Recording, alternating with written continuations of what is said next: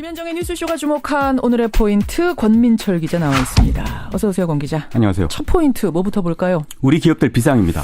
트럼프 미국 대통령 취임 이후에 정말 비상이 걸렸어요? 네, 우리 시각으로 오늘 새벽에 트럼프가 TPP 탈퇴를 선언을 했습니다. 예. 이 TPP는 태평양 연안국가 간의 이 자유무역 협정이죠. 우리나라는 미가입 상태라서 충격은 덜하지만 문제는 나프타입니다. 그렇죠. 북미 자유무역 협정이요. 이 트럼프가 재협상을 선언을 했는데 예. 나프타만 믿고 멕시코에 진출한 우리 기업들이 큰 피해를 볼 처지입니다. 미국 수출 때 높은 관세를 물게 된 때문인데요.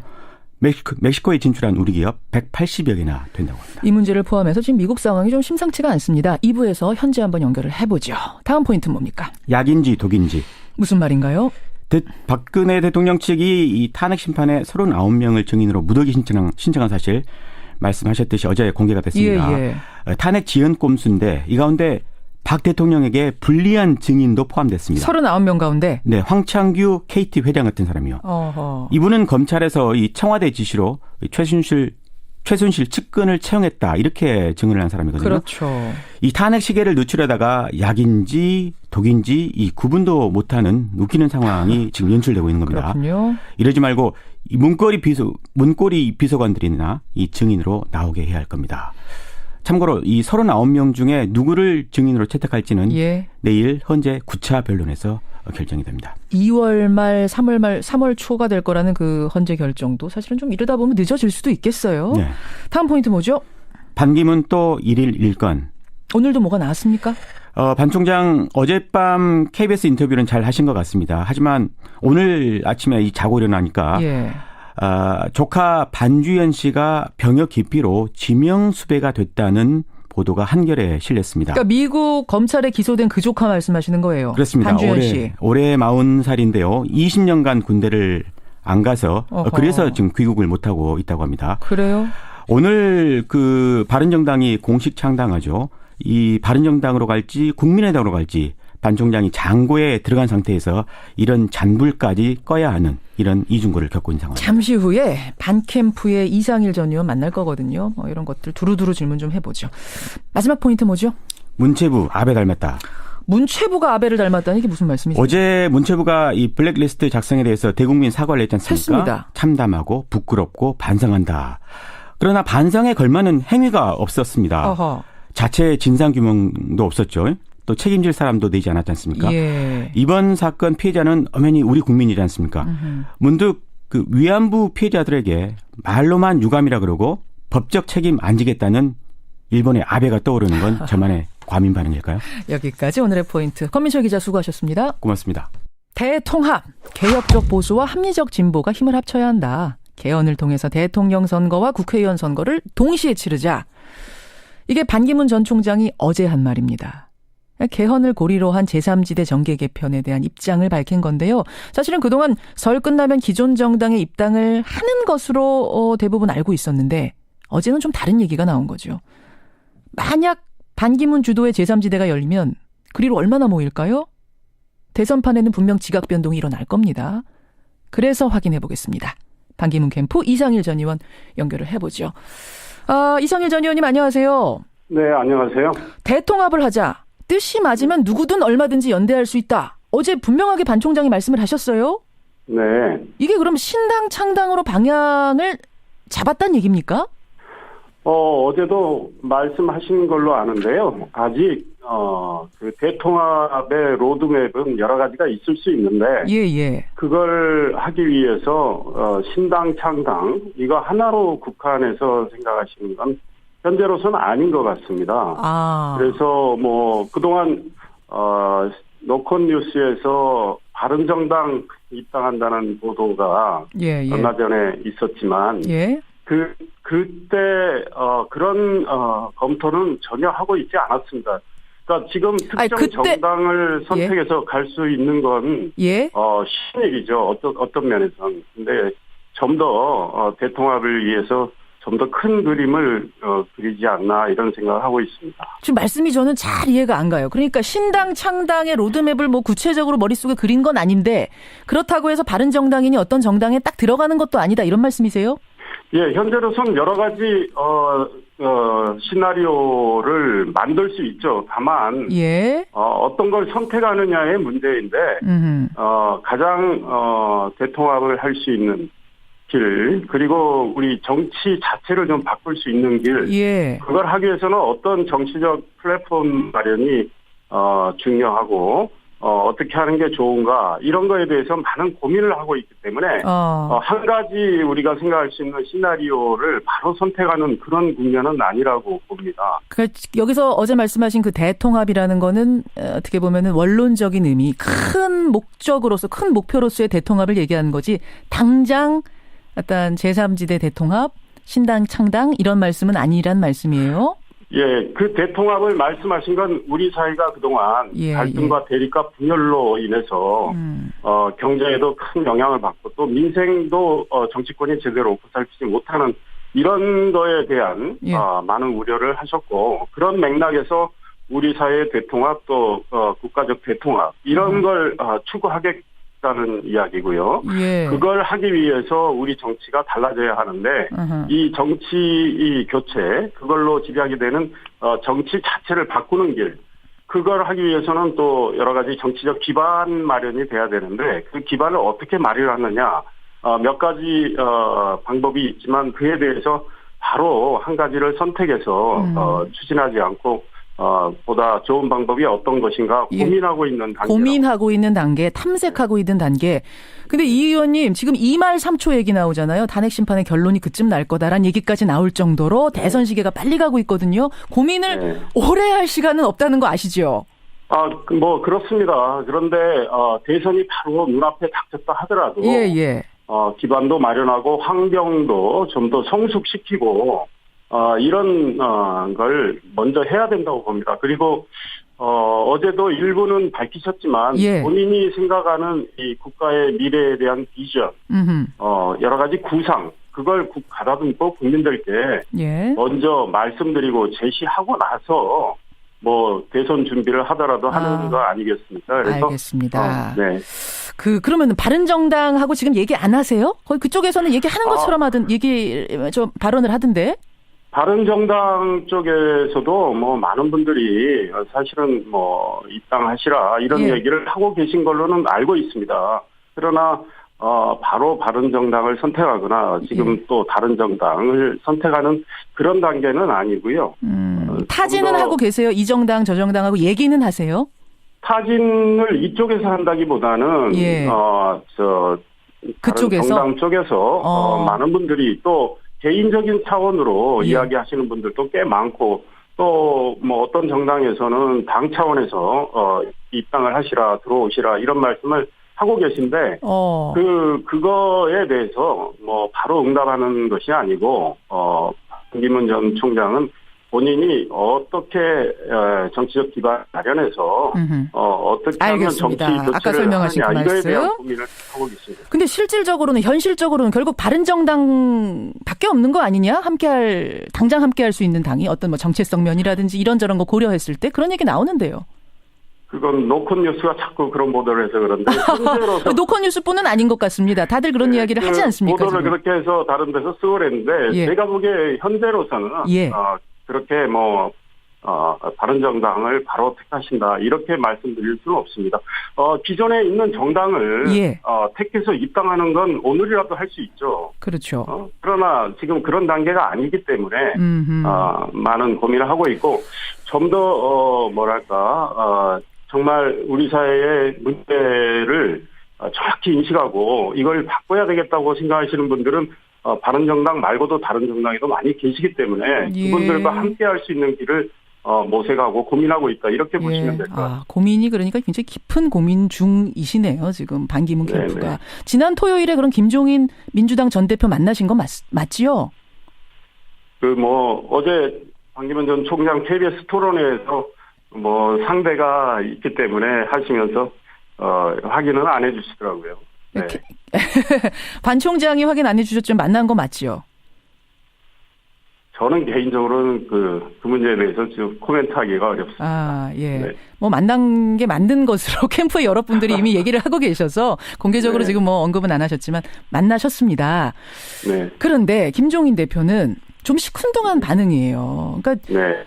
반 총장은 함께하자고 희망사항으로 얘기하지만 나는 별로 얘기할 게 없다. 뭐 이렇게 말씀하셨더라고요. 네, 뭐 두 분이 만나셨다면 진지하게 많은 말씀을 하셨을 거고요. 제가 보기에는 뭐 한 번의 만남으로 어떻게 다 모든 걸 이루겠습니까? 그래서 뭐 좀 더 만나셔서 좀 더 깊은 이야기를 또 나누실 수도 있다고 봅니다. 이거는 뭐 전적으로 제 개인적인 생각입니다. 예, 어떤 개헌에 대한 방향이라든지 이런 부분에서 좀 맞는 부분들이 두 분이 확인은 하신 겁니까? 그 공감대를? 글쎄, 그 내용에 대해서는 전혀 아는 게 없습니다. 그러나 김정인 전 대표께서는 이 대한민국의 미래를 위해서 개헌이 꼭 필요하다는 말씀을 하셨고, 또 경제민주화에 대해서는 일종의 그 상표권을 갖고 계시고, 또 경제민주화가 반드시 성취돼야 된다는 그 생각을 하고 계시는 걸로 뭐 저희는 알고 있고, 반기문 전 총장도 그에 대해서는 잘 알고 계신다고 봅니다. 알겠습니다. 아직도 여지가 얼마든지 남아있다. 이야기할 수 있다. 그나저나 어쨌든 반 총장이 뭔가를 하려면 대통합을 하려면 힘이 필요합니다. 그 힘은 지지율일 텐데 아니 귀국 후에 오히려 지지율이 좀 떨어지는 추세예요. 이게 어떻게 된 건가요? 글쎄요, 뭐 저희들이 좀 부족해서 그랬다고 생각하고 또 반기문 전 총장께서도 어제 KBS 토론회에서 뭐 좀 미숙한 점에 대해서 이야기도 하셨고 그러나 짧은 기간에 국민들을 역시 만나 뵙는 거 그건 매우 중요하다고 생각합니다. 그래서 그 행보가 아마 우리가 의도한 그만큼 뭐 성취가 못됐다고 해서 크게 실망할 건 없고 이런 것도 있지만 또 얻은 것도 많거든요. 그 국민들께서 이 살아가시는 그 현장의 모습 또 그분들의 목소리를 듣고 했기 때문에 반기문 전 총장께서도 얻은 것도 꽤 많다. 저는 이런 생각을 합니다. 좀 그 뭐 꽃동네 턱받이 논란이라든지 퇴주잔, 방명록 논란 이런 것들 누가 좀 악의적으로 자꾸 왜곡하고 부풀리고 있다는 생각도 드세요? 최근에 뭐 그런 언론 보도도 많이 나왔고 저희 입장에서는 매우 좀 안타깝고 그렇습니다. 그런데 정말 어떤 배경에서 그런 가짜 뉴스 또 왜곡된 뉴스들이 생산이 돼서 유포되는지는 모르겠지만 이제 대선이 곧 치러지는데 정말 이 각 후보 진영에서 정정당당하게 진정한 선의의 경쟁을 했으면 좋겠다 이런 생각입니다.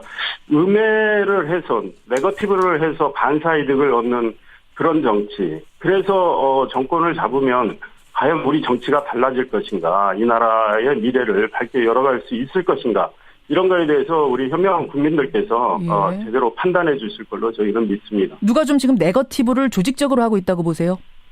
그에 대해서는 뭐 확증이 없기 때문에 단정적으로 이야기를 할 수는 없지만 여러 가지 가짜 뉴스들이 주로 반기문 전 총장에 대해 집중되고 있거든요.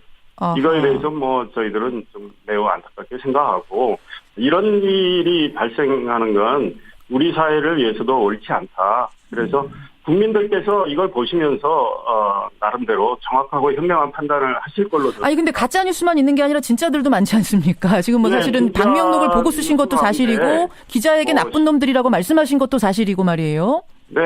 어제 뭐 언론인들에게 감정적인 언사를 하신 거에 대해서는 본인이 사과하셨죠 어제. 사죄를 하신다 이런 표현까지 쓰시면서 사과를 했고 본인도 많은 교훈을 얻으셨다고 봐요. 그래요. 그러나 제가 보기에 저도 언론인 출신이지만 뭐 좀 가십성 이야기를 가지고 뭐 지나치게 공격하는 이런 정치권의 이런 모습도 있었는데 저희들은 그걸 좀 안타깝게 생각하죠.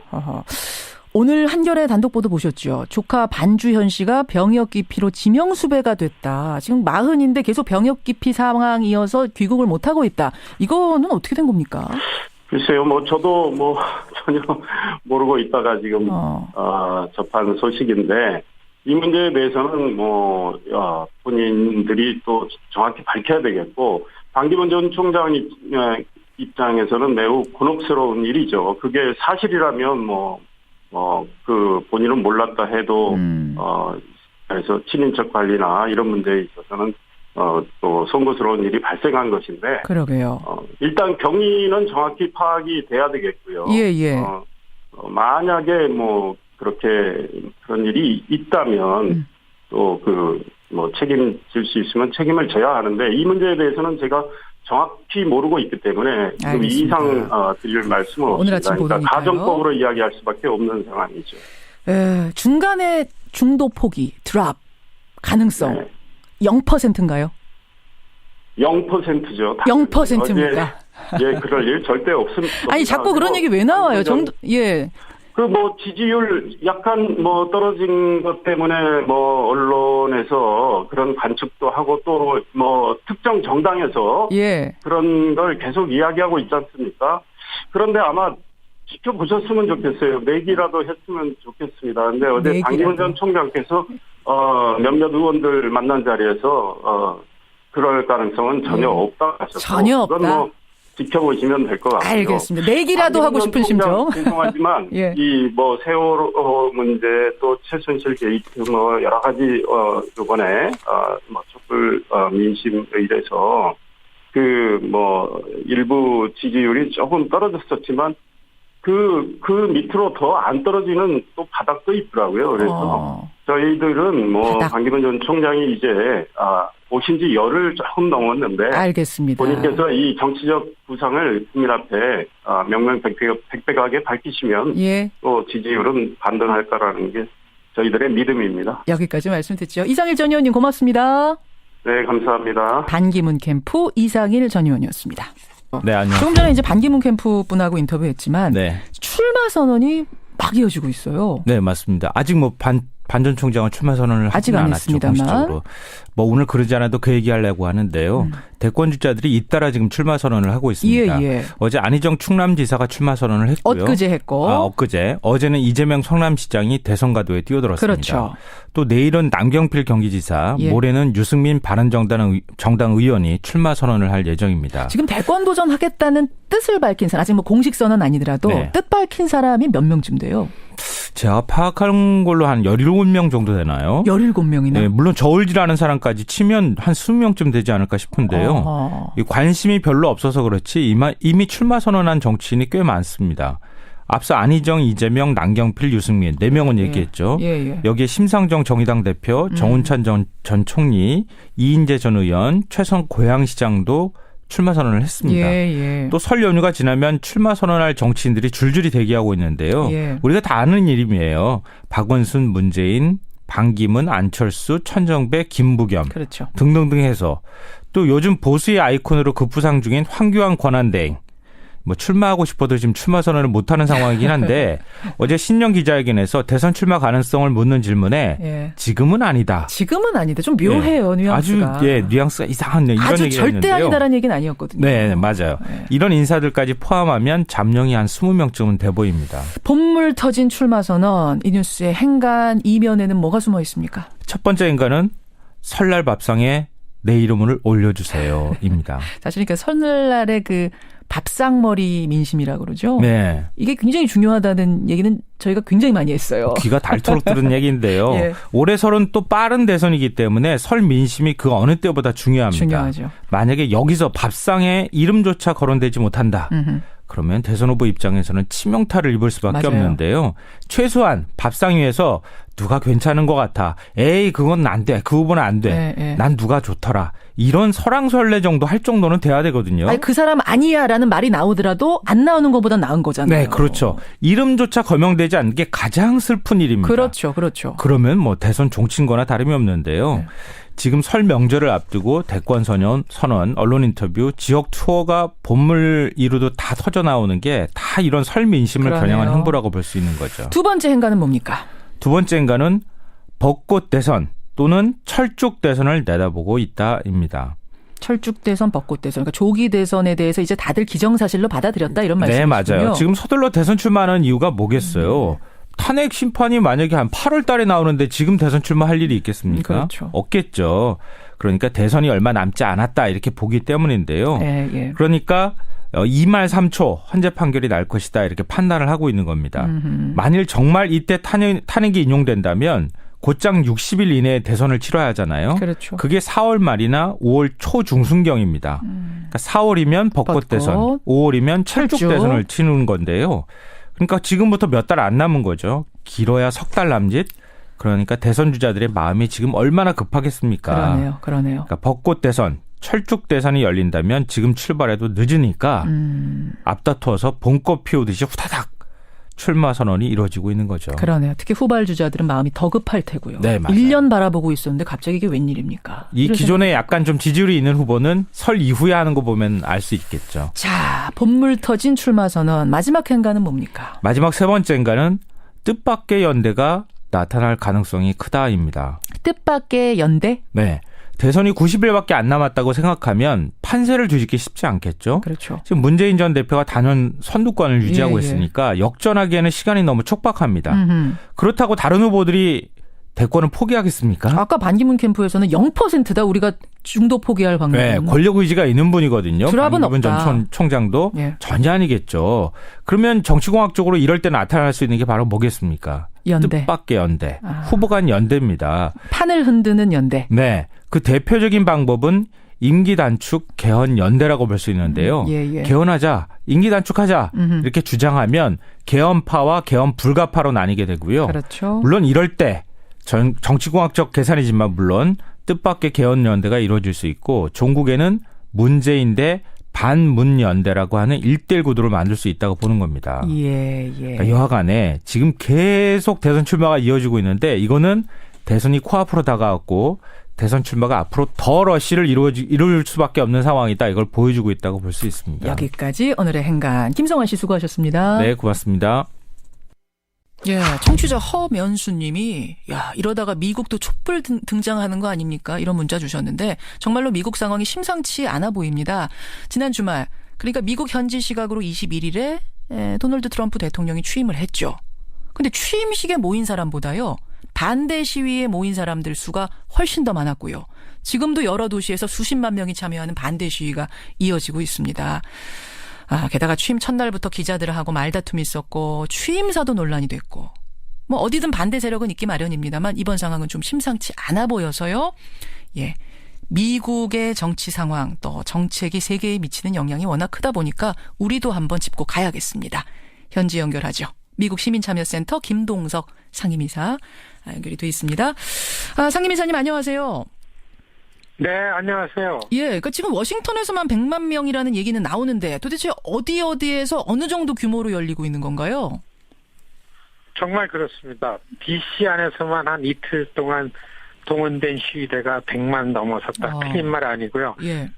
저는 취임식 시위 첫날 지내서 뉴욕에 왔는데 뉴욕이 한 이틀 동안에 한 6, 7만 명이 모여서 이렇게 큰 시위를 하고 LA 마찬가지고요. 보스턴, 시카고, 그다음에 시애틀, 달라스, 샌프란시스코 이게 미 전역의 대도시의 그 시위대가 이렇게 많이 나올 줄은 미처 예상하지 못했는데 대통령 취임에 대해서 특히 대통령 취임한 대통령 탄핵 얘기를 하면서 같은 목적을 가지고 나온 시위대가 이렇게 크니까 새 대통령 출발점에 미국 시민사에 좀 불안을 던지고 있다.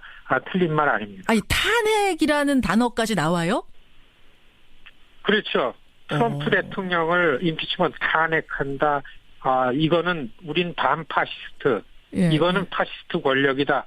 그리고 아시겠지만 트럼프 인사를 볼 때는 그 인종주의자들 모임이 KKK를 반대한다. 그다음에 주로 이슈가 이제 여성이 주도한 이 시위인데요.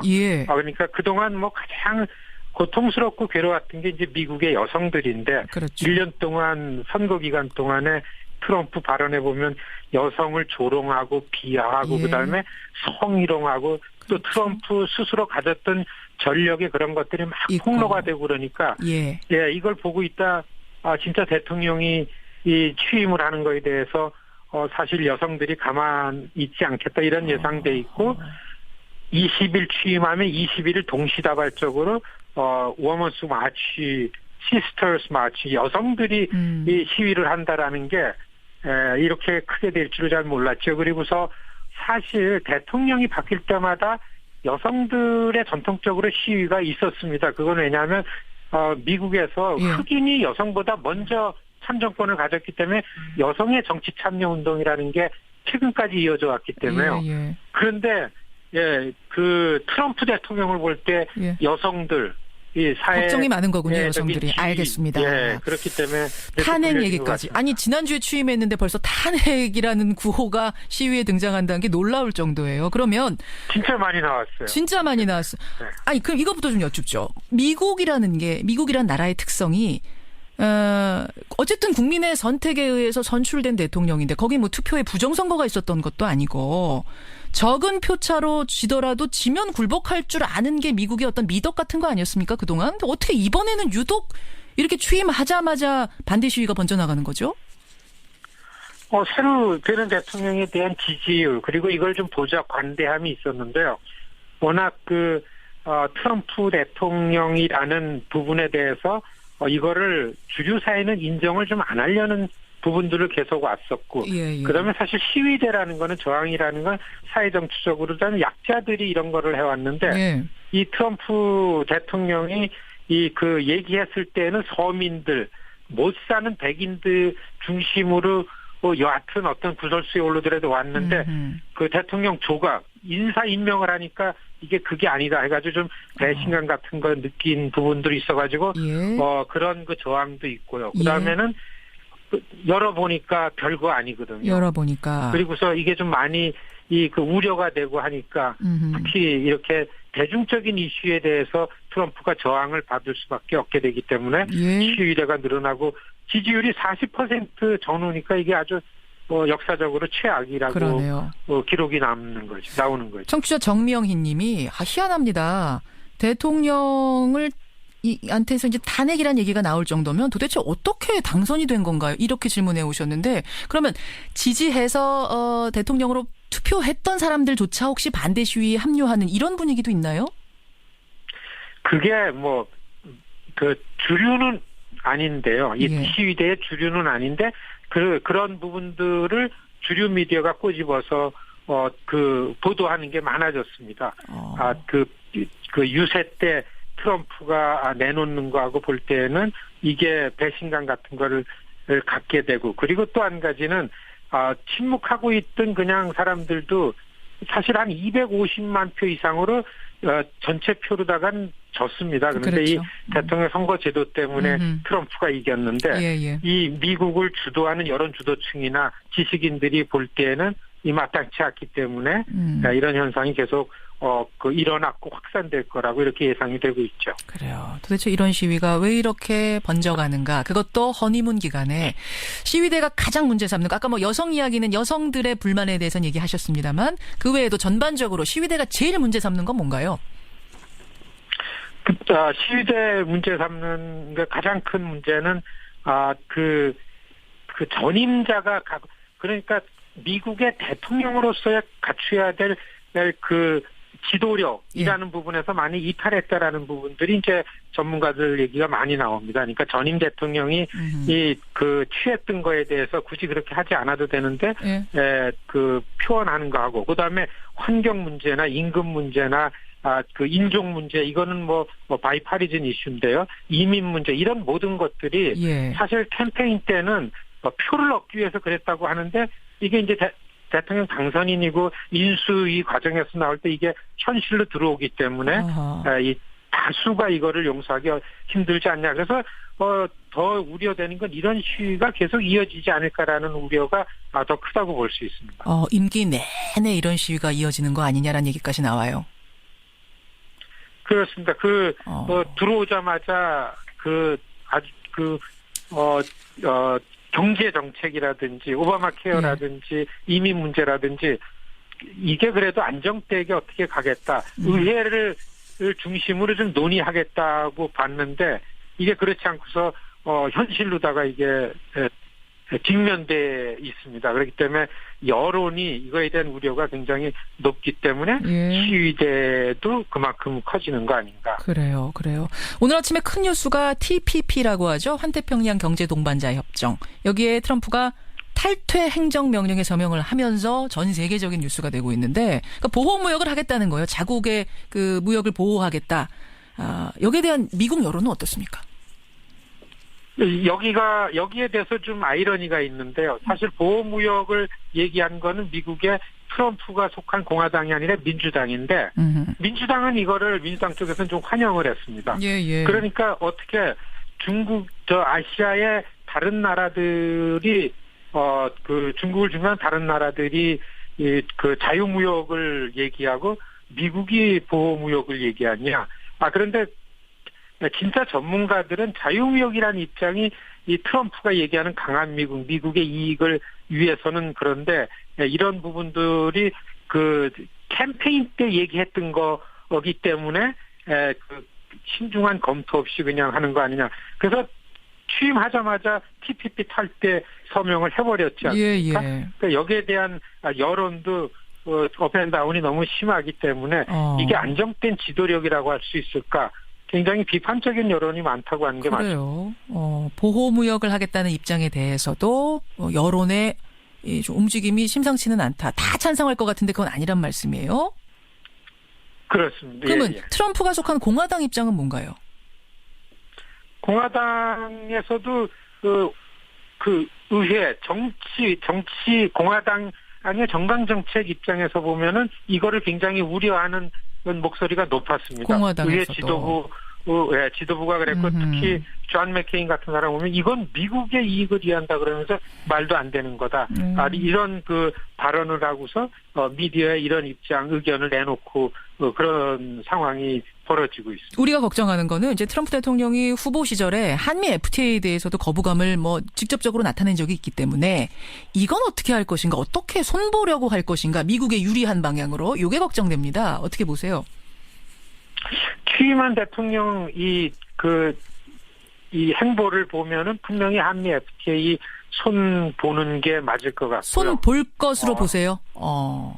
그렇습니다. 예. 그리고 그 부분에 있어가지고 아마 FTA를 무효화한다라는 건 아니고 이걸 미국 위주로 그렇죠. 미국 입장 미국 유리하게 그 조정하고 그 개정할 거가 거의 확실치 않냐 이렇게 보여집니다. 그렇죠. 여기에 대해서도 우리가 철저하게 대비를 해야 될 텐데 지금 상황이 이렇게 심란해서 말이죠. 전국 상황이 제대로 대비를 하고 있는 건지도 걱정이 됩니다. 여기까지 미국 상황 짚어봤습니다. 김동석 상임이사님 고맙습니다. 예, 미국 시민참여센터 김동석 상임이사였습니다. 평소에도 부하에게 폭언과 폭행을 일삼아온 간부인데요. 자신이 떡볶이를 먹다가 국물이 남으니까 그걸 강제로 먹어치우게 했다는 겁니다. 참 군대 내 폭력 줄어든 줄로만 알았는데 신종 수법이 등장한 걸까요? 오늘 이 문제 자세히 좀 들어가 보겠습니다. 피해자로부터 이 문제를 제보받아서 공론화하신 분이세요. 군인권센터 임태훈 소장 연결을 해보죠. 임 소장님 안녕하세요. 네, 안녕하십니까. 저는 처음 이 보도를 보고 이게 무슨 말인지 이해가 안 가더라고요. 그러니까 경찰 간부가 부하 의경에게 떡볶이 국물을 마시게 했다고 해서 네. 아니 떡볶이를 나눠 먹었다면 이거는 훈훈한 풍경이잖아요. 저는 훈훈한 풍경을 생각했는데 그게 아니라는 거예요. 네, 그렇습니다. 이 대원들은 떡볶이를 별로 좋아하지 않습니다. 어허. 네, 그리고 이걸 나눠 먹었다면은 분식집에서 나눠 먹었어요. 그렇죠? 어디서 나눠 먹은 거예요, 그러면? 지휘 차량에서 나눠 먹었습니다. 이 지휘 차량이라고 하면 예.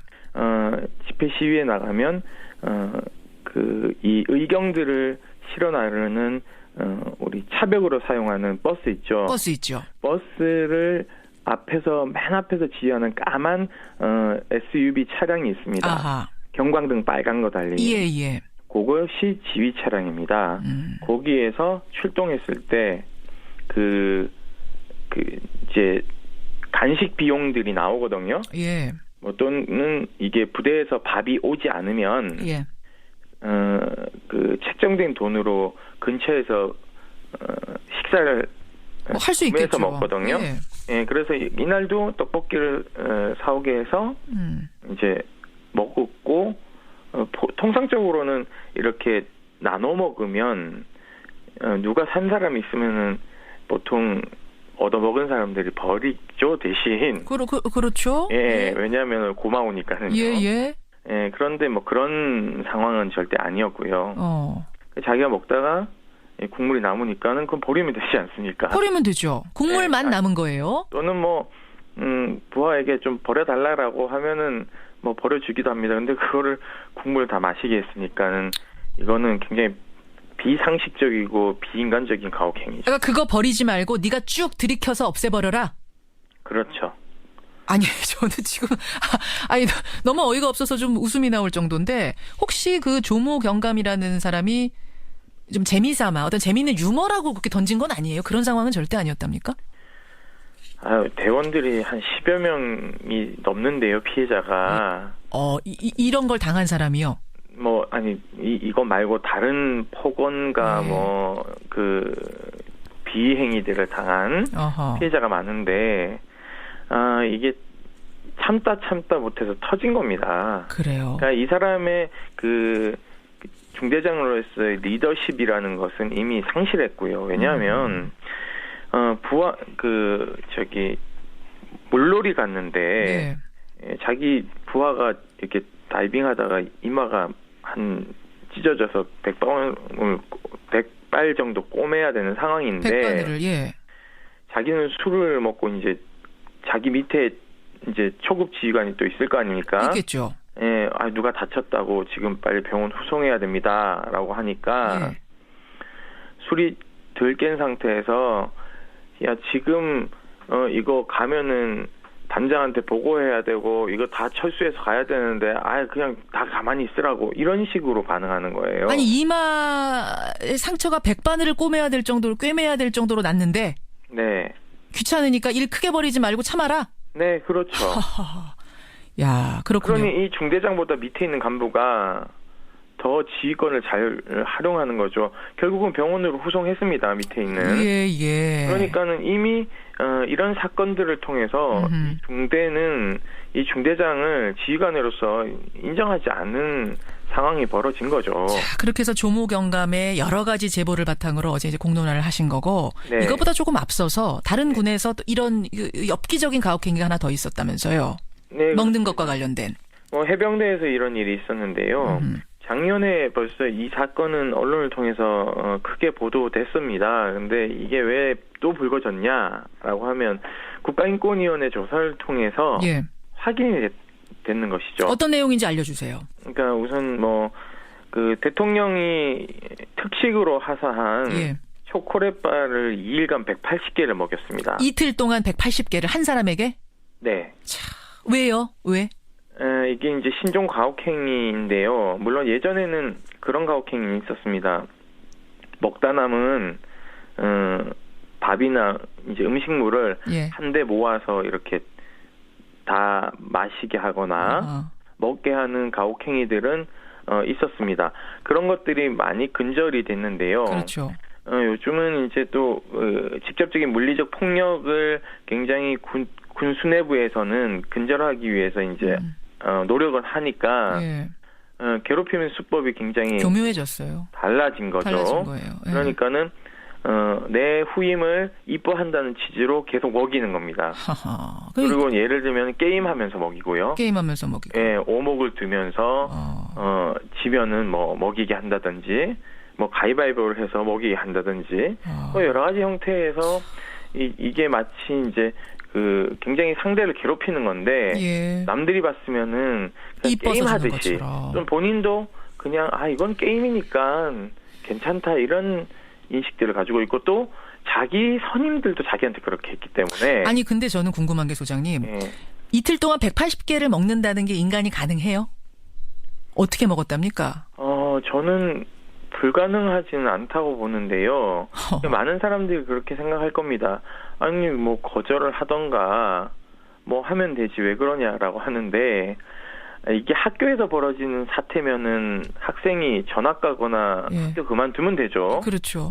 근데 이 군대에서는 그만둔다는 것은 탈영을 하는 범죄를 저지른어서 내가 정과자가 되거나 군대에선 갈 곳이 없는 거죠. 아니면 내가 그 선임을 폭행하거나 아니면 소원술이라고 해서 이걸 신고하는 건데 이게 사실은 다 어려운 상황이죠. 그러니까요. 그러니까 이게 내부적인 인권을 침해당했을 때 신고하는 메커니즘 자체가 살아있지 않고 죽어있다는 것을 반증하는 것이죠. 그럼 이틀 동안 180개를 초코바를 먹으려고 했다면 아마 화장실 가서 토해 가면서 이렇게 먹었다는 얘기겠네요. 일단 체중이 10kg 가까이 증가했으니까는요. 이거는 굉장히 심각하죠. 당길 내 체중이 그렇게 10kg까지 찌면은 그거는 나중에 다양한 질병이 걸릴 가능성도 높거든요. 이틀 사이에 10kg가 늘었어요. 75에서 84로. 이틀간에 그렇게 늘지는 않았고요. 이제 입대하고 나서 이제 그때까지 이제 이렇게 체중이 급격히 증가했다는 것이 인권위에서는 이 피해자의 진술과 가해자 진술 종합했을 때 신빙성이 있다라고 판단하는 것이고요. 그리고 또 수시로 이렇게 알몸 마사지 시키면서 이렇게 추행한 것도. 알몸 마사지가 뭐예요? 예. 그러니까는 이제 옷을 벗은 상태에서 부임에게 이제 마사지를 시키는 거죠. 성추행이군요, 성추행. 그러니까. 예, 그리고는 약간의 유사 성행위도 있었고요. 그래서 이런 것들이 이제 근절되지 않는 것이 결국은 이제 바깥으로 터진 거죠. 예. 청취자분들이 지금 놀라서 문자 많이 주시는데 이런 게 이른바 식고문. 이건 좀 무슨 말인지 모르겠는데 악기발이라고 부르는 거 맞습니까? 이런 질문 들어왔어요. 네, 맞습니다. 악기, 그러니까 이제 악을 쓰면서 그런 것을 이제 발휘한다라는 이제 이렇게 약간 비속어인데요. 그래서 이제 일종의 식고문 형태에 대한 부분을 근절하기 위해서 많이 노력들은 하지만. 또 병사들이 이제 간부들 앞에서 이중적 태도를 취하는 것도 문제이고요. 그 무슨 말씀이세요? 이중적 태도라니요? 그러니까 병사들의 사회를 간부들이 잘 들여다 볼 수 없습니다. 왜냐하면 간부들은 일종의 이런 인식이 있어요. 간부는 우리의 적이다라고 인식해요. 특히 해병대가 그게 심하거든요. 그래서 이 병사들이 자기가 조금 인권 침해 당해서 간부에게 이것을 알리면 그 병사들의 공동체 사회를 무너뜨렸다고 생각하는 겁니다. 그래서 기수 열애를 시켜버리거든요. 열애를 시켜버려요. 네, 해병대에서 기수가 열애된다는 것은 전역 이후에 이 전후에 발을 못 붙이게 한다는 뜻과 마찬가지입니다. 또 군 생활할 때 눈도 마주치지 않고 관심도 안 갖고 말 한마디 안 걸고 유령 취급하기 때문에 그 기수열애를 당하면은 후임들한테도 인사를 못 받아요. 무서운 형벌이네요. 그 내부에서는. 네, 그렇죠. 그렇기 때문에 그것이 겁나기 때문에 말을 못하는 거고 또 알겠습니다. 이런 것도 있습니다. 해병대가 모집해서 오는 병력이잖아요. 그렇죠. 그러니까는 다 어느 정도 일정 정도 체력도 강하고 이러다 보니까 너 왜 그런 것도 못해라고 하면서 그 약간의 도태시키는 다 잘하니까 너는 왜 요거밖에 못하냐. 이런 것 때문에도 문제들이 많이 생깁니다. 자, 이제 한 30초 남았는데 도대체 어떻게 이걸 해결할 것인가. 대책이 있었으면 이미 나왔겠습니다만 그래도 우리가 찾아봐야겠죠. 네, 어제 그 해병대 사령부에서 그 외부 전문가들에게 인권 자문위원 위촉식을 했습니다. 8분 정도 저도 이제 포함해서 들어갔는데요. 저가 계속 군을 비판하는 입장이지 않습니까? 그렇죠. 또 피해자들을 이제 계속적으로 지원하다 보니까 군 수뇌부하고는 그렇게 좋은 관계를 갖지는 않고 있어요. 그럼에도 불구하고 해병대의 수뇌부가 저를 인권위원으로 위촉한 것은 외부에 이제 자체적으로는 좀 한계가 있다라고 인식하는 것 같아요. 그래서 이분들에게 교육도 받고 좀 이런 사태가 발생했을 때 자체적으로 잘 해결할 수 있도록 자문을 받기 위한 쓴소리를 하는 사람들을 좀 위촉하자라고 해서 육해공군을 통틀어서 최초로 지금 인권자문위원회를 외부 전문가들을 위촉을 했거든요. 그래서 저는 불편하지만 저는 그 해병대 지휘관들에게 인권과 관련돼서는 쓴소리를 계속 조언할 예정에 있습니다. 그것을 잘 받아들인다면 해병대도 국민으로부터 신뢰받는 군이 되지 않을까 저는 그런 생각을 가지고 있습니다. 청취자 양희준 님이 1992년에 이분이 목격했던 고문이 이런 식고문이었는데 그게 아직도 남아있다니 참 노답입니다. 이런 문자 주셨어요. 여기까지. 끝으로 한마디만 말씀드리면 짧게요. 부모님들이 발 뻗고 자식을 군대 보내고 발 뻗고 걱정 안 하고 생활할 수 있는 그런 군대를 만드는 것이 목표입니다. 여기까지 말씀 듣죠. 고맙습니다. 네, 감사합니다. 군인권센터 임태훈 소장이었습니다. Y뉴스는 뭐 가지고 오셨어요? 김기춘 전 비서실장이 구속이 됐죠. 예. 이제는 우박이 남았다고 합니다. 우박이 누구예요? 예, 우는 우병우 전 민정수석, 박은 박근혜 대통령을 말하는 모양입니다. 우박이 남았다. 예.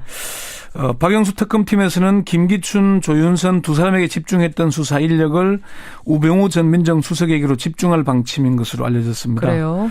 그래서 박영수 특검팀은 왜 우병우 전 수석을 마지막 카드로 남겼을까? 이렇게 주제를 정했습니다. 특검팀은 왜 우병우를 마지막 카드로 남겼는가? 네. 일단 우병우 전 민정수석에 대한 수사에 들어간 겁니까? 아니면 가는 겁니까?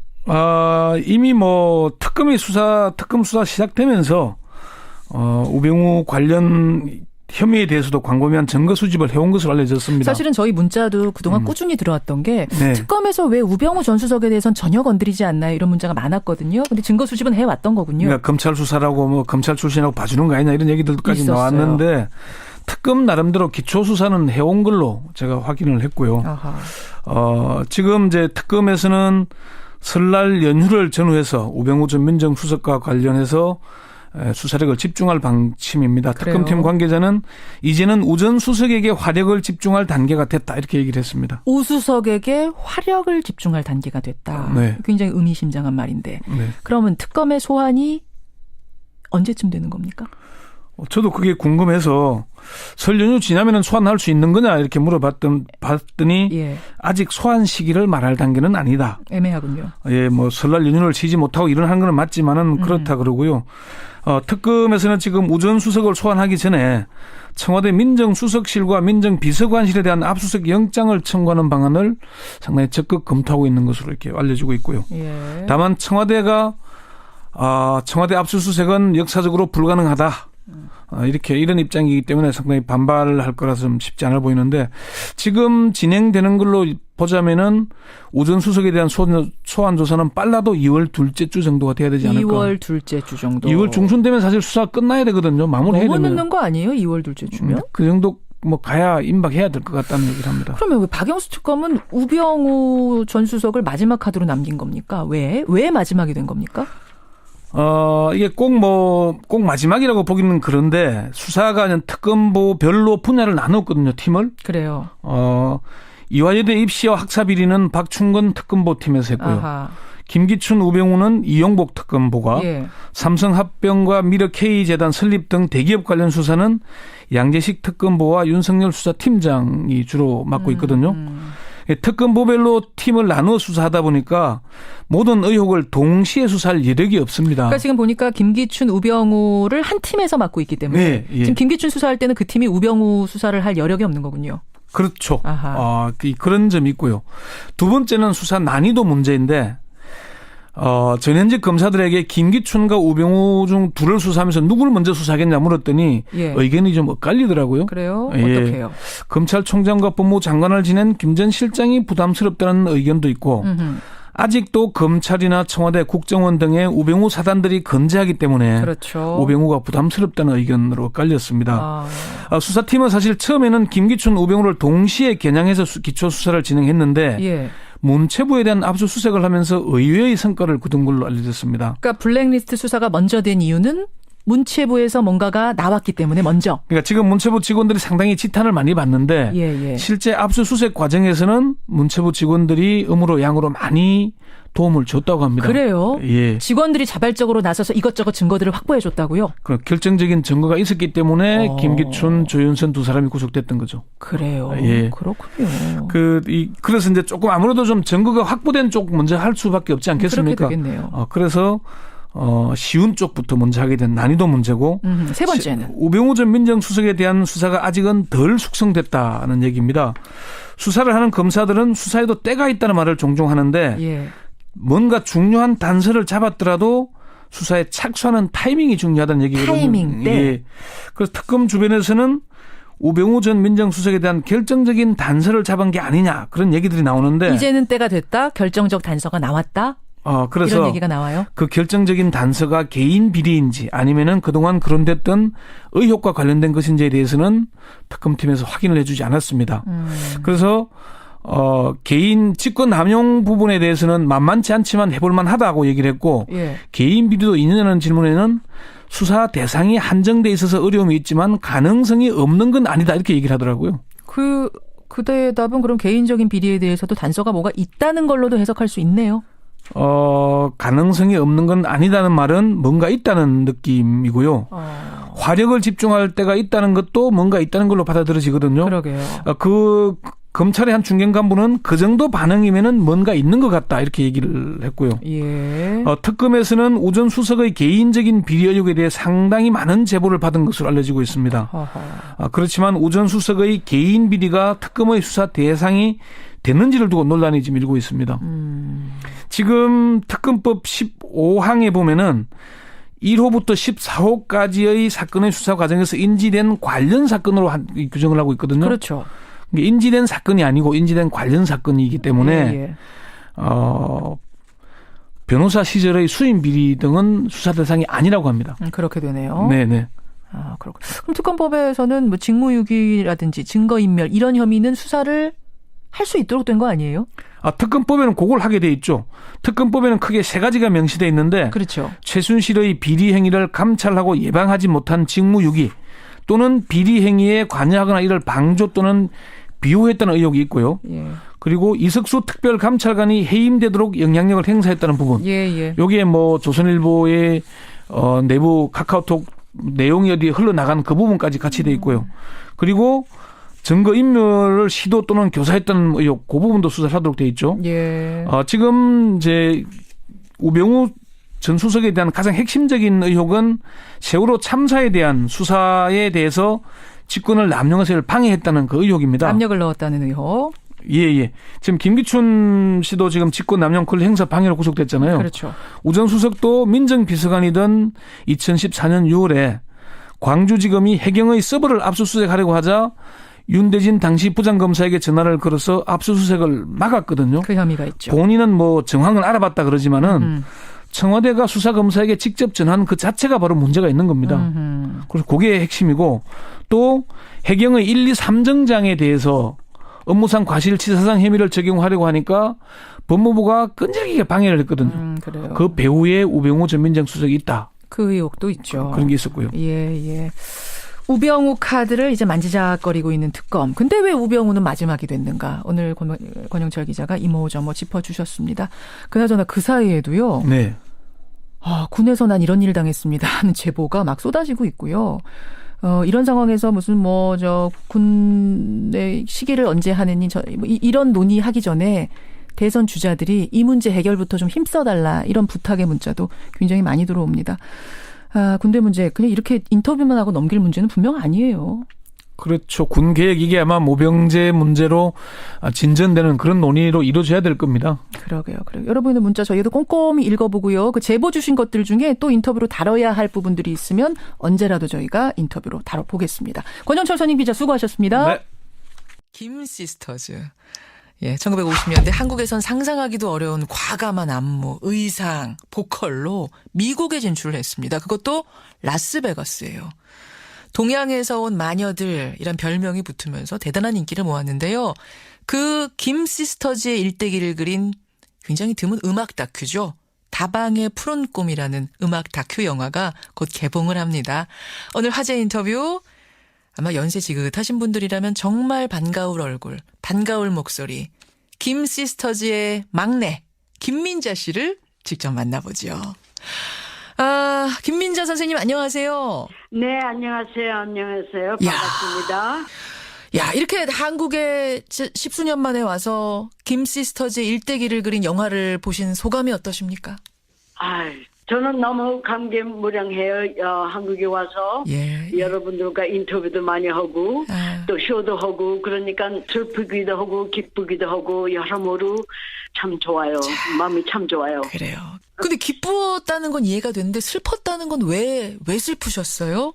그 다큐멘터리 첫 번부터 끝까지 볼 때 우리 어렸을 때 전쟁 끝나서 다 집도 무너지고 우리 셋이서 그냥 옷도 좀 좋지 않은 옷 입고 셋이서 이렇게 사진도 찍은 거 어서 찾으셔가지고 그 사진을 볼 때 슬펐죠. 그렇군요. 그래가지고 우리 고모님께서 밥을 먹고 살아야 되니까 김시스터 그룹을 그때 시절에 만드셨죠. 그러니까 아시는 분은 아시지만 이 김시스터즈는 목포의 눈물을 부른 그 유명한 가수 이난영 씨의 두 딸 김혜자, 김숙자 그리고 이난영 씨의 조카인 지금 이 김민자 씨가 모여서 이렇게 3명이 결성이 된 거예요. 말씀하신 대로 너무나 가난해서 입에 풀칠을 할 수도 없어서 이난영 씨가 그러면 너희들이 모여서 노래 불러라 이렇게 된 겁니까? 네. 고마워요. 설명해 주셔서. 그거 맞죠, 선생님? 그렇게 된 거죠? 그럼요. 그렇게 됐죠. 그게 몇 살 때였어요, 정확히? 한 13살 때부터 굉장히 어렸으니까 그 연습을 하기 싫어서 안 하려고 그러면 우리 고모님께서 바나나를 그때 시절에 찾기가 힘들잖아요. 귀하죠. 그거 조금 사셔가지고 니들이 이 노래를 배우면 저 바나나를 먹을 수 있다. 그렇게 해서 그것 때문에 우리가 배운 거예요. 노래를. 세상에. 그 바나나 하나 얻어먹으려고 13살 소녀들이 영어를 모르셨을 텐데 영어 노래를 어떻게. 무슨 의미인지 하나도 몰랐죠. 그 한국말로 적어가지고 외우신 거예요, 그러면? 네. 한국말로 외운 거예요, 가사를. 세상에. 자, 그렇게 해서 이 소녀들이 굉장히 힘들었죠. 미 8군 무대에 섰는데 그 반응이 폭발적이어서 미국까지 가게 되신 거죠? 그럼요. 그렇게 시작해가지고 그때 영어 2 노래를 시작했는데 GI들이 그렇게 좋아했어요. 아하, 미 8군들이. 그래서 가지고 몇 년 있다가 한 에이전트 톰보라고 이름이 톰보. 미국 GI들이 많이 그 에이전트에 가서 우리 얘기를 한 모양이에요. 김시스터즈라고 있는데 잘한다. 그래서 그 톰보 그분이 한국에 오셔서 저희들을 오디션을 한 거예요. 그렇게 돼서 시작이 된 거예요. 자, 그렇다면 여기서 김시스터즈의 히트곡 김치깍두기 그 당시의 음악 파일을 잠깐만 들어볼까요? 이 문제에 대해서는 본인들이 또 정확히 밝혀야 되겠고 반기문 전 총장 입장에서는 매우 곤혹스러운 일이죠. 그게 사실이라면 그 본인은 몰랐다 해도 그래서 친인척 관리나 이런 문제에 있어서는 또 송구스러운 일이 발생한 것인데. 그러게요. 일단 경위는 정확히 파악이 돼야 되겠고요. 만약에 그렇게 그런 일이 있다면 또 책임질 수 있으면 책임을 져야 하는데 이 문제에 대해서는 제가 정확히 모르고 있기 때문에 그 이상 드릴 말씀은 오늘 아침 없습니다. 그러니까 보도니까요. 가정법으로 이야기할 수밖에 없는 상황이죠. 중간에 중도 포기, 드랍 가능성 0%인가요? 0%죠. 0%입니까? 그럴 일 절대 없습니다. 아니 자꾸 그런 얘기 왜 나와요? 지지율 약간 떨어진 것 때문에 언론에서 그런 관측도 하고 또 특정 정당에서 그런 걸 계속 이야기하고 있지 않습니까? 그런데 아마 지켜보셨으면 좋겠어요. 내기라도 했으면 좋겠습니다. 근데 어제 반기문 전 총장께서 몇몇 의원들 만난 자리에서 그럴 가능성은 전혀 없다 하셨고 전혀 없다. 그건 지켜보시면 될 것 같고요. 알겠습니다. 내기라도 하고 싶은 심정. 죄송하지만 이 세월호 문제 또 최순실 게이트 여러 가지 이번에 촛불 민심에 의해서 일부 지지율이 조금 떨어졌었지만 그 밑으로 더 안 떨어지는 또 바닥도 있더라고요. 그래서 저희들은 반기문 전 총장이 이제 오신 지 열흘 조금 넘었는데 알겠습니다. 본인께서 이 정치적 구상을 국민 앞에 명명백백하게 밝히시면 또 지지율은 반등할 거라는 게 저희들의 믿음입니다. 여기까지 말씀 듣죠. 이상일 전 의원님 고맙습니다. 네, 감사합니다. 반기문 캠프 이상일 전 의원이었습니다. 네, 안녕하세요. 조금 전에 이제 반기문 캠프 분하고 인터뷰했지만 출마 선언이 막 이어지고 있어요. 네, 맞습니다. 아직 반 전 총장은 출마 선언을 아직 하지는 안 않았죠. 했습니다만. 공식적으로. 오늘 그러지 않아도 그 얘기하려고 하는데요.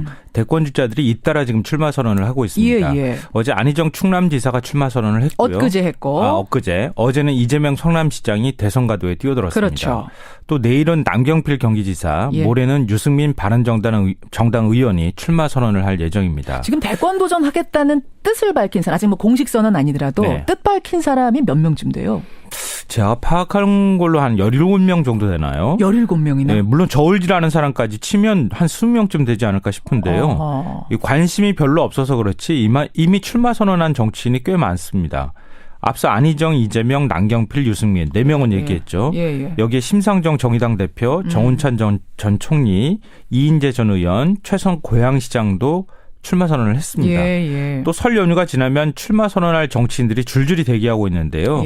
우리가 다 아는 이름이에요. 박원순, 문재인, 반기문, 안철수, 천정배, 김부겸 그렇죠. 등등등 해서 또 요즘 보수의 아이콘으로 급부상 중인 황교안 권한대행.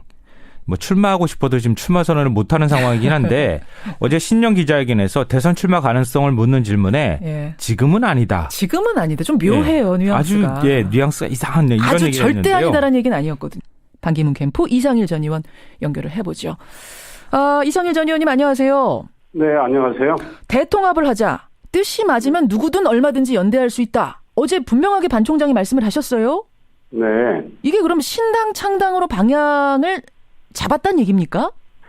어제도 말씀하신 걸로 아는데요. 아직 그 대통합의 로드맵은 여러 가지가 있을 수 있는데 그걸 하기 위해서 신당 창당 이거 하나로 국한해서 생각하시는 건 현재로서는 아닌 것 같습니다. 그래서 뭐 그동안 노컷 뉴스에서 바른정당 입당한다는 보도가 얼마 전에 있었지만 그때 그런 검토는 전혀 하고 있지 않았습니다. 그러니까 지금 특정 정당을 선택해서 갈 수 있는 건 쉬운 일이죠. 어떤 면에서는. 근데 좀 더 대통합을 위해서 좀 더 큰 그림을 그리지 않나 이런 생각을 하고 있습니다. 지금 말씀이 저는 잘 이해가 안 가요. 그러니까 신당 창당의 로드맵을 뭐 구체적으로 머릿속에 그린 건 아닌데 그렇다고 해서 바른정당이니 어떤 정당에 딱 들어가는 것도 아니다 이런 말씀이세요? 예, 현재로서는 여러 가지 시나리오를 만들 수 있죠. 다만 어떤 걸 선택하느냐의 문제인데 가장 대통합을 할 수 있는 길 그리고 우리 정치 자체를 좀 바꿀 수 있는 길 그걸 하기 위해서는 어떤 정치적 플랫폼 마련이 중요하고 어떻게 하는 게 좋은가 이런 거에 대해서 많은 고민을 하고 있기 때문에 한 가지 우리가 생각할 수 있는 시나리오를 바로 선택하는 그런 국면은 아니라고 봅니다. 그러니까 여기서 어제 말씀하신 그 대통합이라는 거는 어떻게 보면은 원론적인 의미, 큰 목적으로서 큰 목표로서의 대통합을 얘기하는 거지 당장 어떤 제3지대 대통합, 신당 창당 이런 말씀은 아니란 말씀이에요? 예, 그 대통합을 말씀하신 건 우리 사회가 그동안 갈등과 대립과 분열로 인해서 경제에도 큰 영향을 받고 또 민생도 정치권이 제대로 보살피지 못하는 이런 거에 대한 많은 우려를 하셨고 그런 맥락에서 우리 사회의 대통합 또 국가적 대통합 이런 걸 추구하겠다는 이야기고요. 그걸 하기 위해서 우리 정치가 달라져야 하는데 이 정치 교체 그걸로 지배하게 되는 정치 자체를 바꾸는 길 그걸 하기 위해서는 또 여러 가지 정치적 기반 마련이 돼야 되는데 그 기반을 어떻게 마련하느냐 몇 가지 방법이 있지만 그에 대해서 바로 한 가지를 선택해서 추진하지 않고 보다 좋은 방법이 어떤 것인가 고민하고 있는 단계. 고민하고 있는 단계, 탐색하고 있는 단계. 근데 이 의원님 지금 2말 3초 얘기 나오잖아요. 단핵 심판의 결론이 그쯤 날 거다라는 얘기까지 나올 정도로 대선 시계가 빨리 가고 있거든요. 고민을 오래 할 시간은 없다는 거 아시죠? 뭐 그렇습니다. 그런데 대선이 바로 눈앞에 닥쳤다 하더라도 기반도 마련하고 환경도 좀 더 성숙시키고 이런 걸 먼저 해야 된다고 봅니다. 그리고 어제도 일부는 밝히셨지만 본인이 생각하는 이 국가의 미래에 대한 비전, 여러 가지 구상 그걸 가다듬고 국민들께 먼저 말씀드리고 제시하고 나서 뭐 대선 준비 또 경제 민주화가 반드시 성취돼야 된다는 그 생각을 하고 계시는 걸로 뭐 저희는 알고 있고 반기문 전 총장도 그에 대해서는 잘 알고 계신다고 봅니다. 알겠습니다. 아직도 여지가 얼마든지 남아있다. 이야기할 수 있다. 그나저나 어쨌든 반 총장이 뭔가를 하려면 대통합을 하려면 힘이 필요합니다. 그 힘은 지지율일 텐데 아니 귀국 후에 오히려 지지율이 좀 떨어지는 추세예요. 이게 어떻게 된 건가요? 글쎄요, 저희들이 좀 부족해서 그랬다고 생각하고, 또 반기문 전 총장께서도 어제 KBS 토론회에서, 좀 미숙한 점에 대해서 이야기도 하셨고, 예. 그러나 짧은 기간에, 국민들을 역시 만나뵙는 거, 그 매우 중요하다고 생각합니다. 그래서 그 행보가 아마 우리가 의도한 그만큼 성취가 못 됐다고 해서 크게 실망할 건 없고, 이런 것도 있지만 또 얻은 것도 많거든요. 그 국민들께서 살아가시는 그 현장의 모습, 예. 또 그분들의 목소리를 듣고 했기 때문에 반기문 전 총장께서도 얻은 것도 꽤 많다. 저는 이런 생각을 합니다. 좀 꽃동네 턱받이 논란이라든지 퇴주잔, 방명록 논란 이런 것들 누가 좀 악의적으로 자꾸 왜곡하고 부풀리고 있다는 생각도 드세요?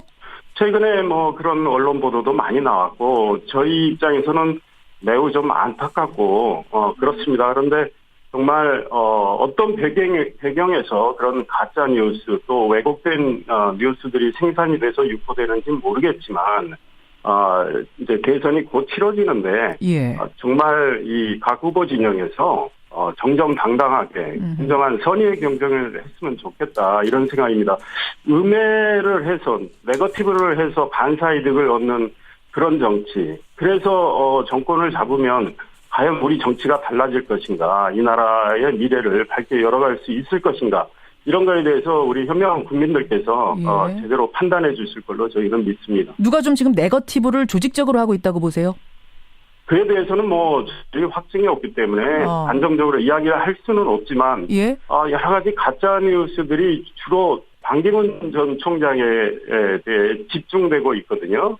아하. 이거에 대해서 저희들은 좀 매우 안타깝게 생각하고 이런 일이 발생하는 건 우리 사회를 위해서도 옳지 않다. 그래서 국민들께서 이걸 보시면서 나름대로 정확하고 현명한 판단을 하실 걸로. 아니 근데 가짜 뉴스만 있는 게 아니라 진짜들도 많지 않습니까? 지금 사실은 방명록을 보고 쓰신 것도 사실이고 기자에게 나쁜 놈들이라고 말씀하신 것도 사실이고 말이에요. 네.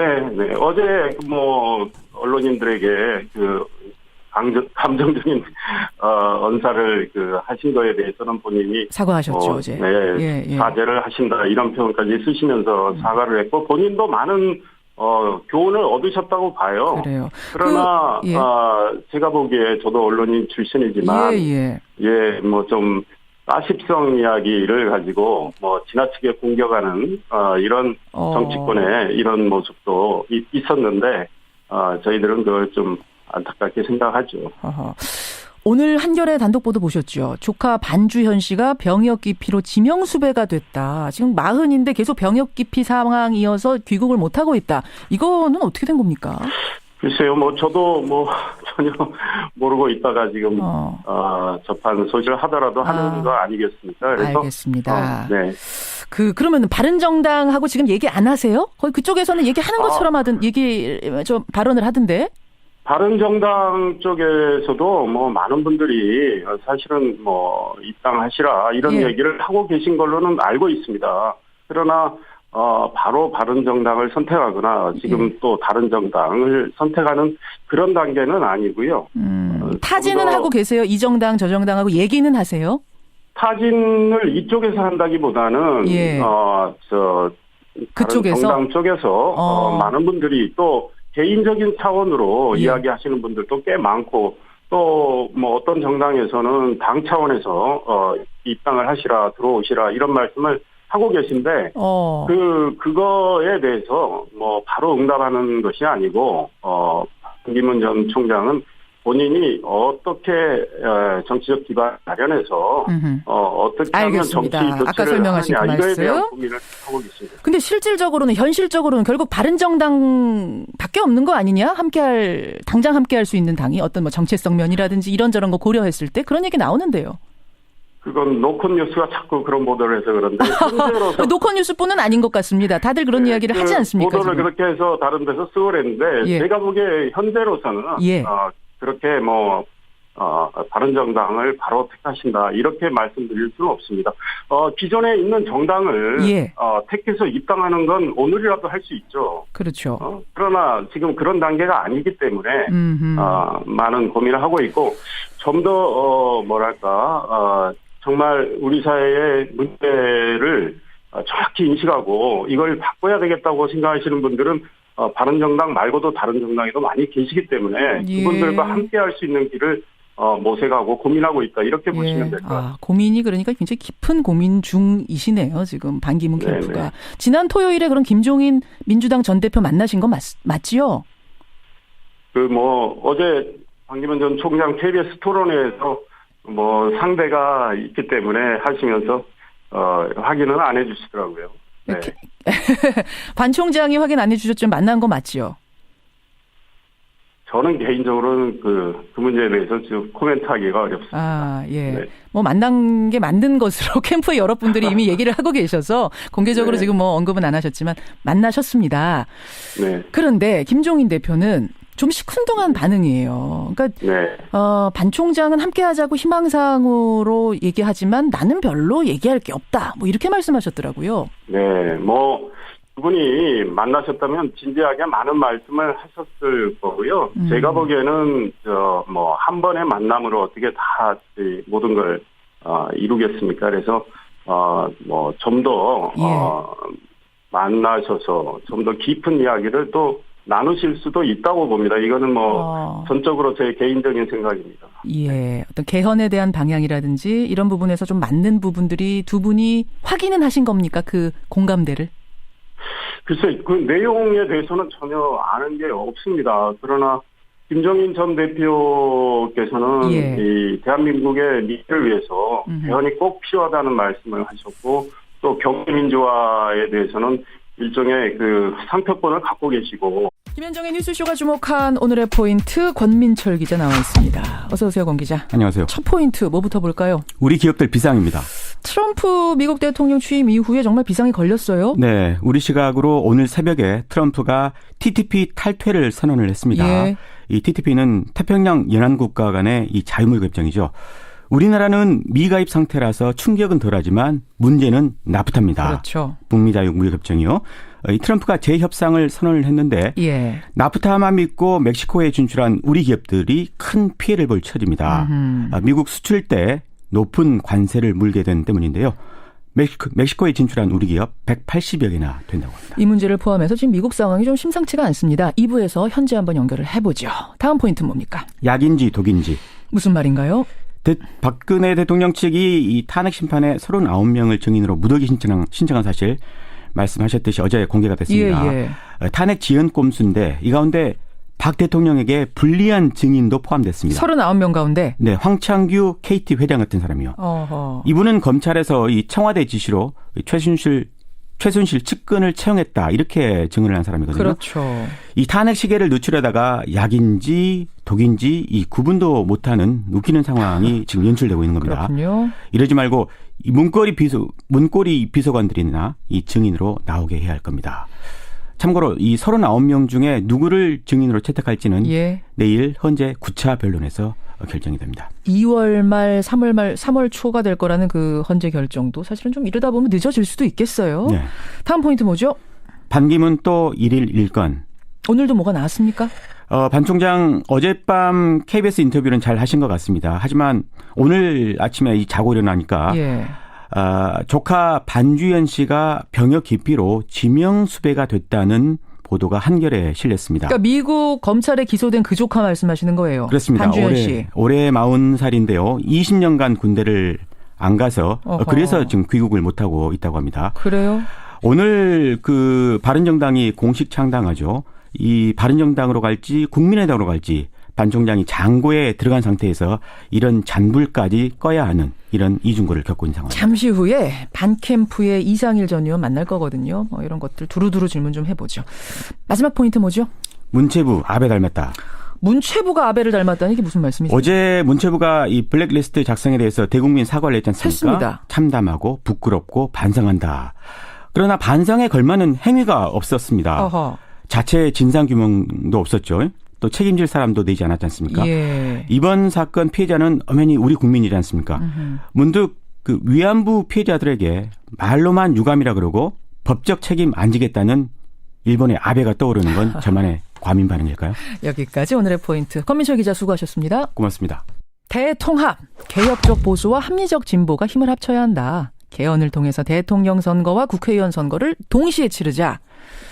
이게 반기문 전 총장이 어제 한 말입니다.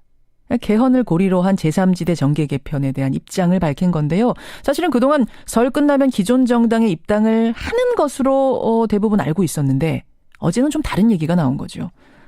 만약 반기문 주도의 제3지대가 열리면 그리로 얼마나 모일까요? 대선판에는 분명 지각 변동이 일어날 겁니다. 그래서 확인해 보겠습니다.